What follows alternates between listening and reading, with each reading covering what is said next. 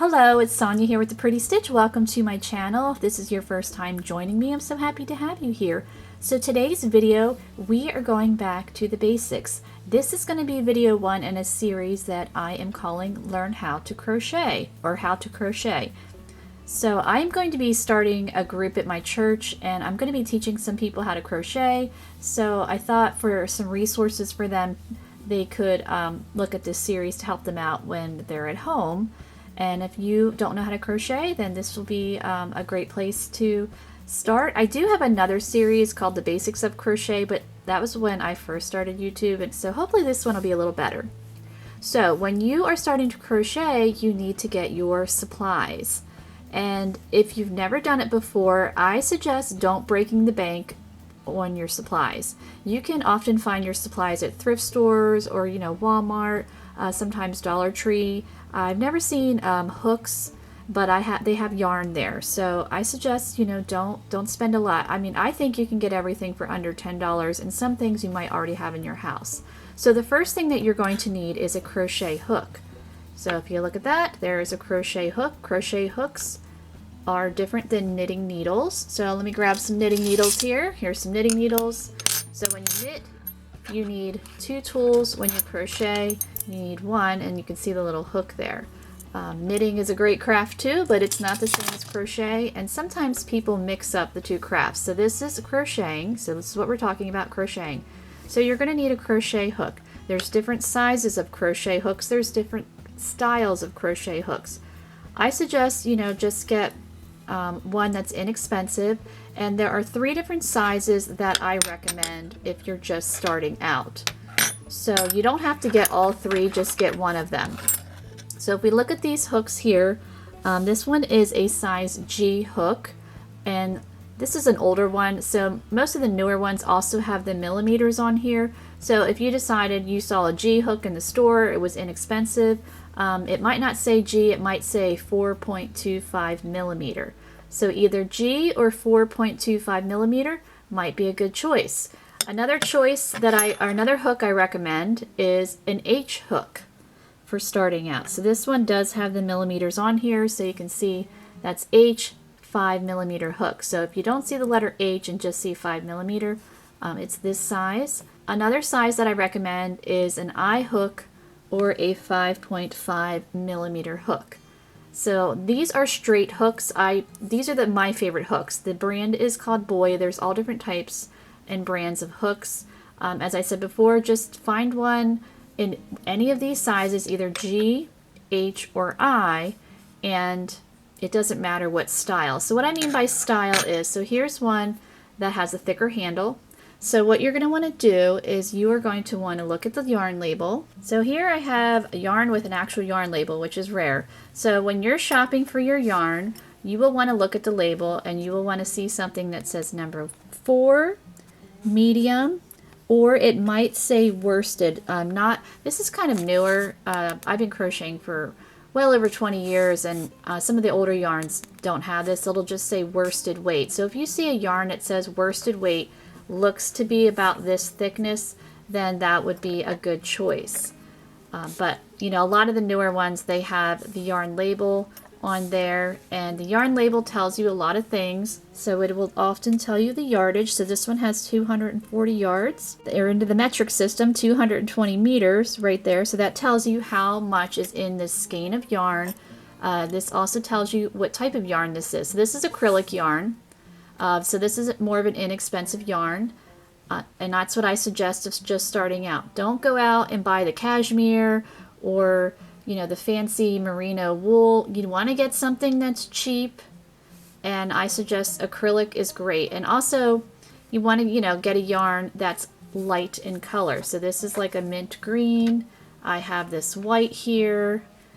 I wouldn't go any darker than, let's say, this, and the reason for that is when you're learning, you want to be able to see your stitches. So this type of yarn right here, I mean, it looks really pretty. These are really pretty purples in here. Don't buy this if you're just starting out. You're going to have a hard time seeing your stitches. I do not recommend the multicolored yarn. Once you get a little bit more skilled, then feel free, buy whatever multicolored yarn you want. But when just starting out, you know, I want you to be successful. So to be successful, get the light colored yarn. Do not get, here we have black. This is some old worsted weight yarn. And as you can see on the label, as I said, I'm not seeing that number 4. This is probably from the 1980s, I'm guessing. But it's acrylic yarn.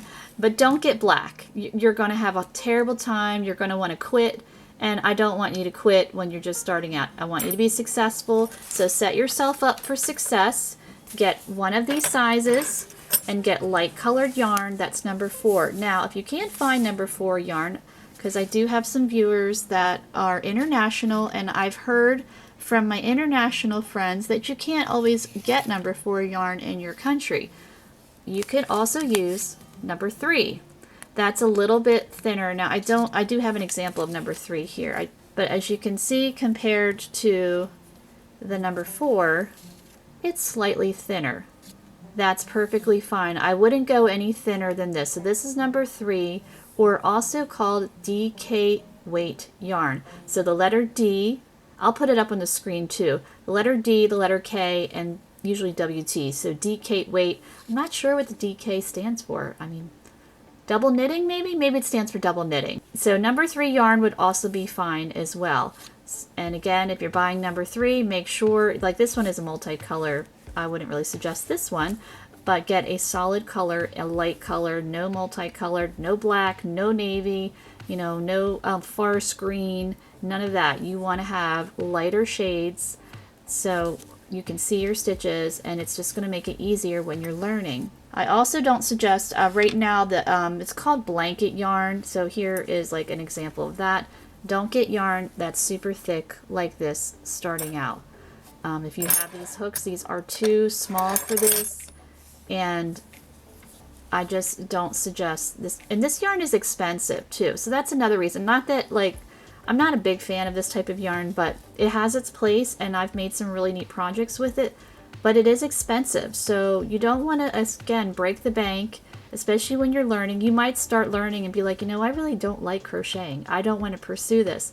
So if you haven't invested a lot in it, then you're not going to feel so bad, you know, if you decide you hate it. But if you go out and you spend lots and lots of money, and then you're like, oh, I just really don't like this, then you know, I don't want to say wasted your money, but, you know, you've spent more money than you wanted to.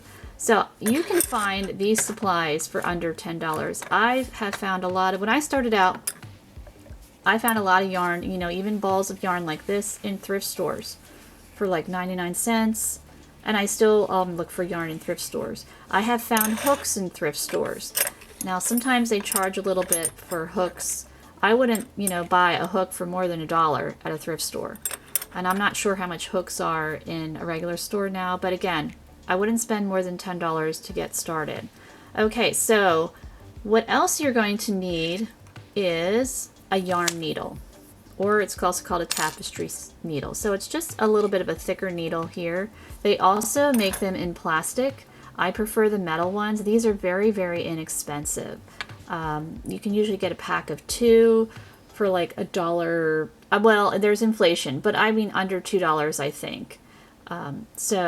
And sometimes they're even a little bit bigger than this. I'm showing them against my hand so you can see the size.